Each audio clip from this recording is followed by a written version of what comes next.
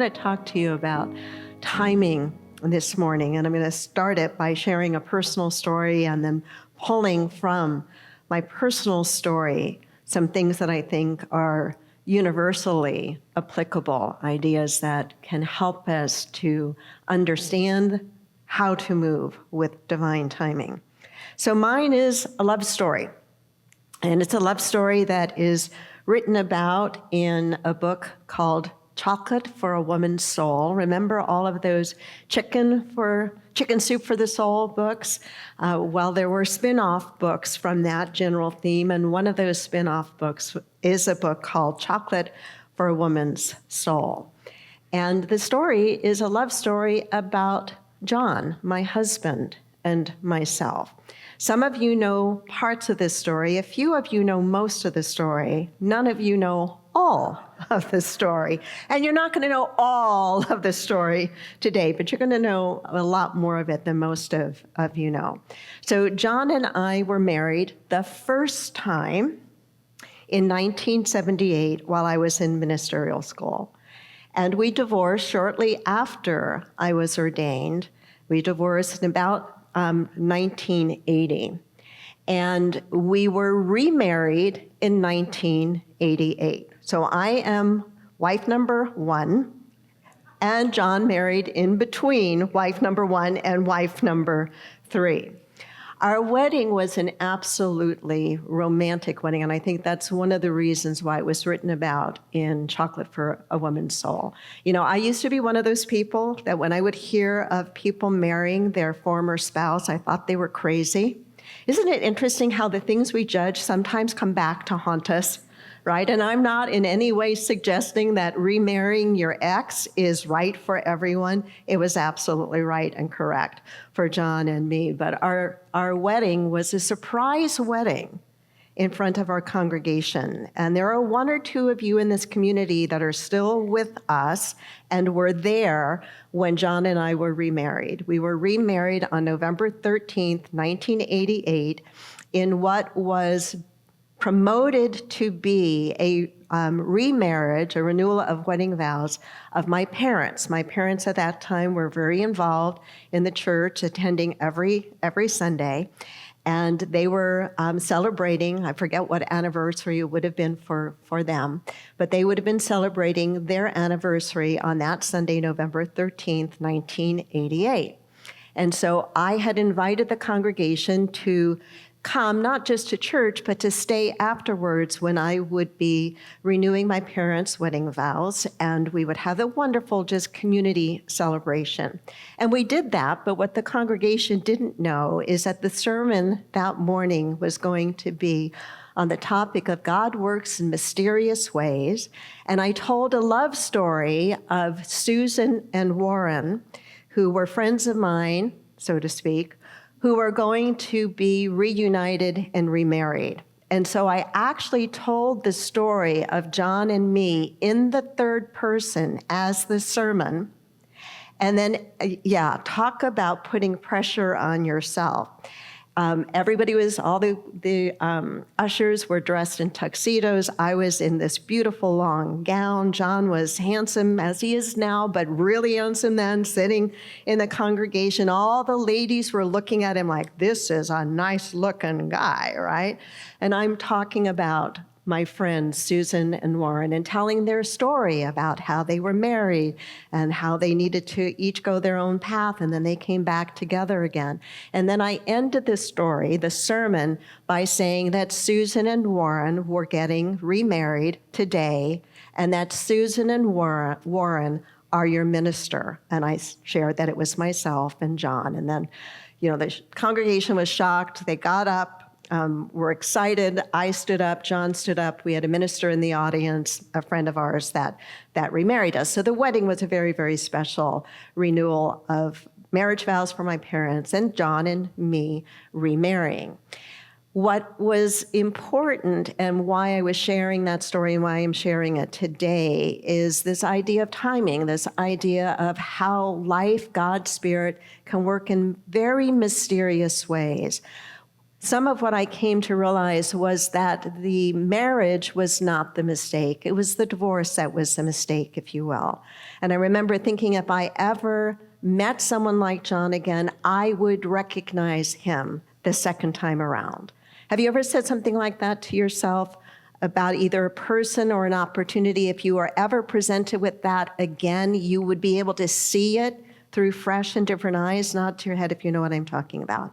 And why? Why would you be able to see it through fresh and different eyes? You would because in the interim, from the first time you had the experience or from the first time you met that person and you didn't see who they were or what the opportunity was, you would have grown, right? And when we grow, when we begin to do or continue doing our own inner work, we are able to see with new eyes, and we see what's before us in fresh and different ways.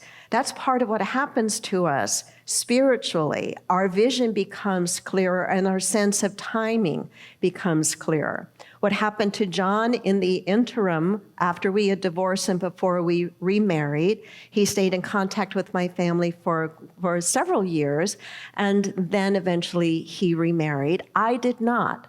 I wanted to pursue ministry wholeheartedly. I started, as some of you know, if you were here a few weeks ago, started as an associate minister, learned a lot of things as an assistant and associate minister, and had finally recovered from a very abusive and toxic relationship, which allowed me, as I started to do my inner work, to be able to see more clearly who was actually before me. And so there was a timing for me, having done that deeper inner work, realizing that now I think I can see more clearly than I could before. I've done some of the inner work, that I remember putting out to the universe that I was ready for a relationship, that if I ever met somebody like John again, I would be able to recognize who they were. But I can remember vividly saying to Spirit, but I don't want to be fixed up through any well-meaning woman or man in the congregation, because congregations like to nurture their ministers, which is sweet and wonderful, and particularly when I was a whole lot younger, there was a lot of that energy. Let's get Wendy, fixed up here. It's like, no, I don't want to be fixed up through or by anybody in the congregation. I didn't do the single scene. I didn't do a bar scene. And I wasn't going to date anybody that just happened to come into the congregation for professional and ethical reasons. Can you imagine how many barriers I just set up? It's like, God, I'm ready, but, not this, not this, not this, not this. God works in mysterious ways. Life works in mysterious ways. So what had happened after I had done all of this, but not this, not that, within a few months, I think it had to be less than 6 months after putting that prayer out to the universe and then just letting it go, guess who showed up in church? Totally unexpected. After almost 7 years, sitting somewhere in the middle of the church was John. It was not the first time he had tried to come to church after we had divorced, after he had remarried or married. I knew he had married, I didn't know that he had divorced. But he shows up in church. But it wasn't the first time he tried to show up and just check out to see how I was doing. He tried the first time, he drove up to the church. We were meeting at the Pacific Beach Middle School, way back in those days. He drove up to the church, and he was too afraid to come in. He waited a couple of months. He tried again. He drove up to the church. He got out of the car. He came to the door. He was too afraid to go in. He got in his car. He went to work. He was a salesperson at Kohl's Flooring at the time and worked on Sundays. The third time, and that third time was July 10th, 1988. He gets there, he comes to the door, he walks in. He's about the only person there besides me, somebody helping me in the back, and a few ushers. And no one's there because they tell him, oh, we've just moved to our Sunday morning summer schedule. You're 45 minutes early. Can you imagine if you were afraid first time and afraid the second time and the third time and you're sitting there and it's like, oh, do I really want to be here? Have you ever had those moments? Do I really, really want to be here? As soon as he was sitting in the congregation, I absolutely knew what it meant. I needed the confirmation that he had divorced wife number 2. Her name was Deborah. I never met her, but I'm very grateful for her, very grateful for her, but knew in an instant what that meant. And obviously we started talking, we started dating, and it's very different dating somebody you've been married to, let me tell you. Very, very different experience. But I learned so much through all of that. And it's not to say any of it was really easy. A lot of it was painful and difficult. And I'm sure you can sit here and nod your head, and in your own ways and in your own stories, you have things that you can connect to with mine. Times of growing, times of changing, times of questioning yourself, times of trying to carve out a deeper sense of faith and a deeper insight and wisdom. I want to share some of the things that I learned about timing and some of the things I learned about relationships. So first, a few things, 3 things that I learned about life. Number 1, I learned that we can have a second chance. That we can have a second chance. I actually think we can have more than just 2 chances, but we can have a second chance. Wherever you think you may have fallen short before, wherever you think you may have failed, and this could be in a personal relationship or it could be in a professional situation, we can have a second chance. And second chances aren't just about recovering from our mistakes. They're also about new beginnings, about opportunities to learn and to grow. For me, in those 7 years between our first marriage and our second marriage, there was a lot of need for growing up, growing in understanding myself, growing in more realistic understanding of relationship, some of which happened in the midst of a very abusive and toxic relationship. And even though it was painful and it was difficult, the growing opportunity in that difficulty was enormous and was molding and shaping and very much necessary for who I was. Your journey is likely different in what your learning needs to be, but in a second chance that we are all given is not just recovering from, quote, the mistake or the misunderstanding or the ending, but a new beginning, a new chance for opportunity, a new chance for something fresh. I also learned the importance of trusting in divine order and divine timing. It wasn't that our relationship was wrong. It was that the timing was wrong, at least for me. There was a lot of growing that I needed to do that I didn't know I needed to do. That's one of the toughest places. It's one thing when we know what we don't know. It's another thing when we don't know what we don't know. Does that make sense what I'm saying? That great big area of the unknown, that great big area of the blind side, if you will. To trust in divine order and divine timing and the divine plan, life often seems chaotic and unpredictable, does it not? And we can look at that on an individual basis as well as looking at that in our world today. A lot of what I see, and maybe you see it in a similar way, seems very chaotic and very unpredictable. But out of chaos, something new can come.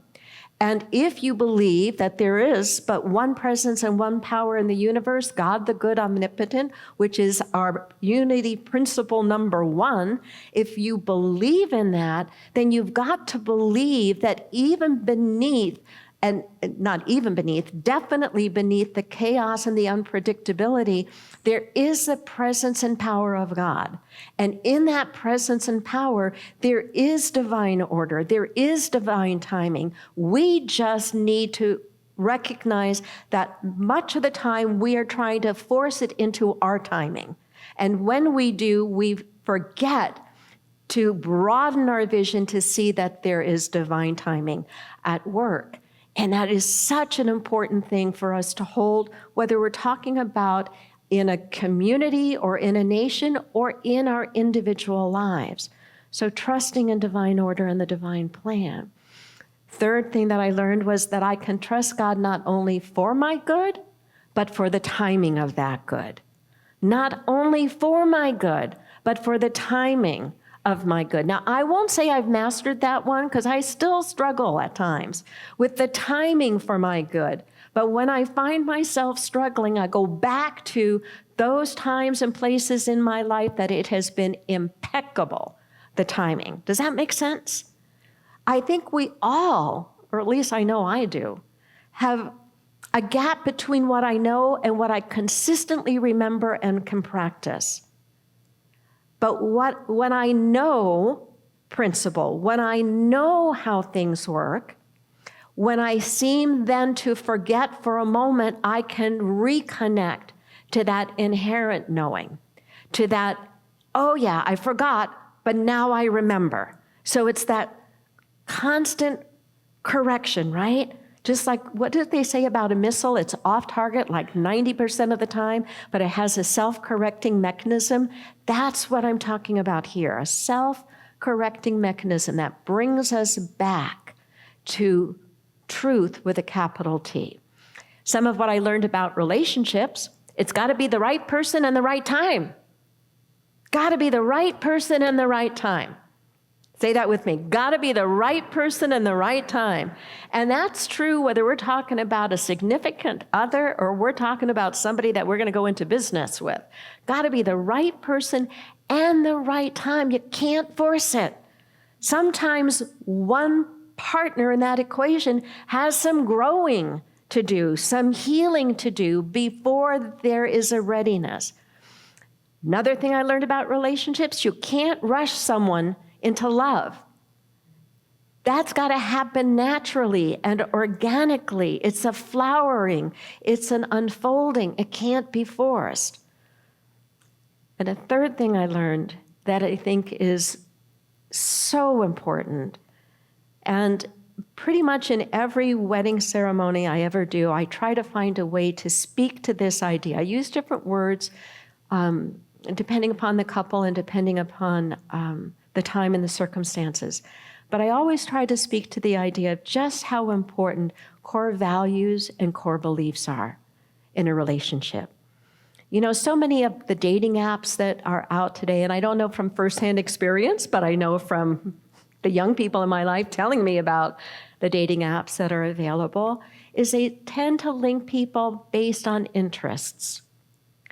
And I don't know about you, but when you're in a crisis in a relationship or a crisis in your life, shared interests is not strong enough to help you get through the crisis. The fact that you both love pickleball or you both love, I don't know, whatever and I'm picking on pickleball because that's all I'm hearing about is people, and I understand it's a fun thing, so please forgive me if I've stepped on toes. I could have picked any other example. But shared interests are fun, and we should have shared interests. But in our significant relationships, they have got to be connected. They've got to be connected by shared values. Because when life happens, when there's a tragedy in the family, a tragedy financially or health-wise or in a shared relationship, when there is tragedy, it is going to be the shared core values that will help you make it through that experience. Does that make sense? And shared values is not necessarily sexy and romantic, but it is what will hold friendships solidly together, businesses solidly together, and significant marriages or or life partnerships together. And then very quickly, I'm going to sprinkle in some of the things that we have found that seem to work. So first of all, before I share quickly a few of the things we found that seem to work that also have to do with timing, let me tell you that some of the same things that used to be a challenge for us in marriage number one, would you be surprised to learn that they are still some of the same things that are a challenge for us in marriage number two? What do you think? Are they still a challenge? Yes. Why? Because we're still somewhat the same people, right? So I don't want to paint a picture that everything's, always perfect, because it's not. But one of the funny things is, when you do the inner work that I'm talking about, and you own your stuff and you know what your stuff is, you recognize it more quickly when it pops up again, and you can go, oh, there it is. Uh-oh, he's walking in right now. John, why don't you go back into the cafe?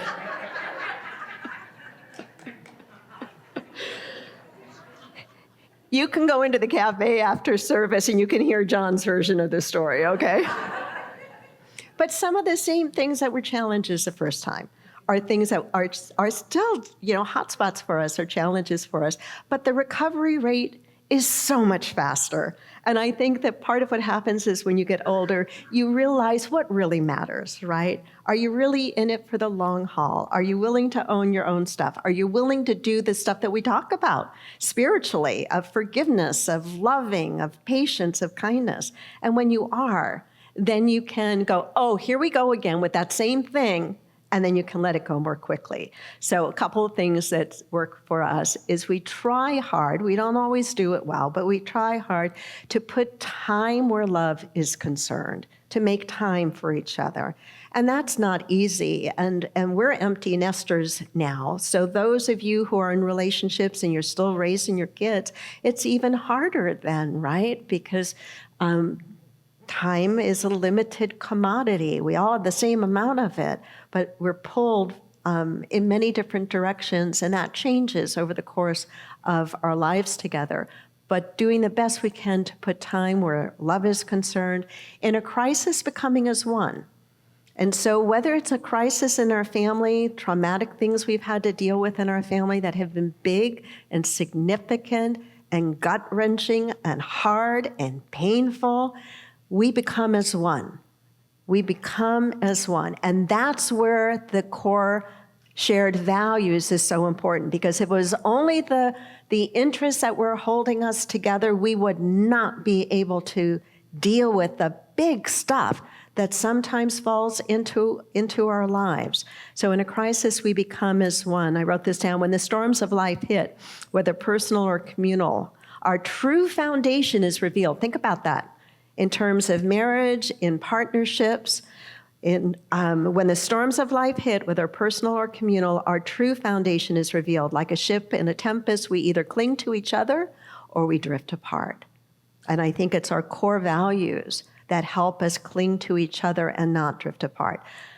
Third thing we try to do is to take a loving look at each other, to look through loving eyes, to look through loving eyes. That's such a spiritual practice, and an important one, whether you're talking about how you look at your beloved or you're talking about even how you look at the person who's sandpaper to your soul.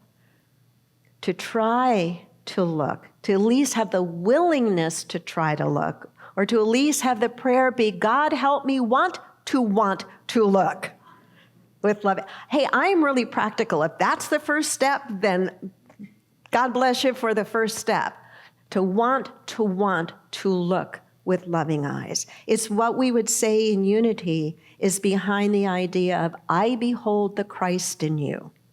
It's a practice or an expression we use a lot in unity. I behold the Christ in you.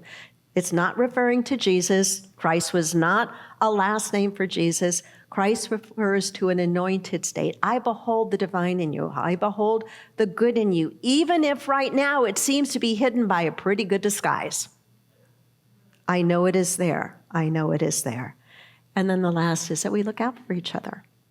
We look out for each other. I know that John has my back no matter what, and I believe he knows that I have his back no matter what. So as I close, I want to ask you this. If God's will is for your highest good, we believe in unity, that God's Spirit, divine will, is always for our highest good. Always for our highest good. If God's will is for our highest good, can we also trust that in the long run, God's timing is the right timing?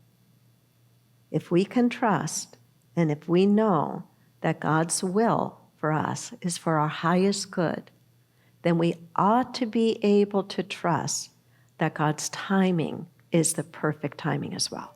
Namaste.